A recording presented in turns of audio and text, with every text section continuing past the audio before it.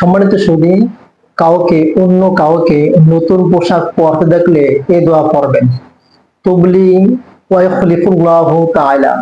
হ্যাঁ, এই তিন শব্দ বিশিষ্ট একটি দোয়া।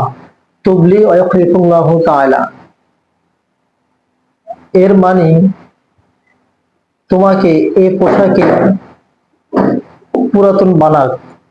তুমি যে পোশাক পরিধান করে আছো সে পোশাকে আল্লাহ তাআলা তোমাকে পুরাতন করুক এবং এই পোশাকে তোমাকে জীর্ণশীর্ণ করুক। আর ওয়াইখলিফুল্লাহু তাআলা, আর এর পরিবর্তে আল্লাহ তাআলা তোমাকে উত্তম বা ভালো পোশাক পরার ব্যবস্থা করুক। তো ভাই, এই দোয়াটা আপনি হয়তো মনে করবেন যে আমি অন্য মানুষের জন্য কেন দোয়া করব? অন্য মানুষের জন্য দোয়া করা, তাহলে কি আপনি অকল্যাণ বদদোয়া করবেন? তো ভাই, এক মুসলমান অন্য মুসলমানের 6টি হক আছে, তোর মধ্যে একটা হলো অপর মুসলমানের জন্য ভালো বা কল্যাণ কামনা করা। তো ভাই, কল্যাণ কামনা করা মানে অন্যের জন্য আপনি দোয়া করেছেন, সে দোয়াটা আগে আপনাকে আল্লাহ তাআলা ব্যবস্থা করবেন। কোনো কিছুর ভালো কামনা করছেন, সেটা আগে আপনার দিকে নিসবত করবেন, অর্থাৎ আপনাকে দিয়ে আল্লাহ পূর্ণ করবেন, তারপরে অপরের জন্য। আর এটা সাহাবায়ে কেরামের মাঝে প্রচলন ছিল। তারা কোন সাহাবী বা কাউকে নতুন পোশাক পরিধান করে দেখলে এই দোয়াটা পড়তেন।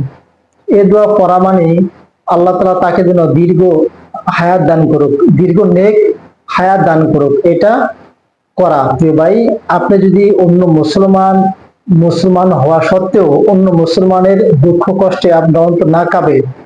আমরা হাদিসে পড়লাম যে পৃথিবীর সমস্ত মুসলমান একটা দেহর মতন, একটা অবয়ব শরীরের মতন, অর্থাৎ একটা শরীরে যে কোনো জায়গায় আঘাত পেলে যেন পুরো শরীরে ব্যথা লাগে, আঘাত লাগে।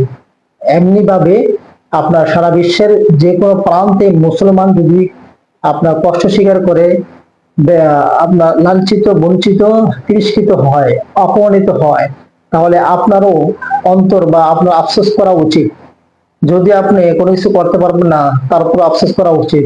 আপনি যদি অন্য মুসলমানের বিপদে খুশি হন, আপনার ভালো লাগে, অন্য মুসলমান বিপদে পড়ছে, আপনি খুশি হয়েছে, আনন্দ পেলেন, তাহলে আল্লাহ তাআলা ওই বিপদে আপনাকে আগে আক্রান্ত করবেন।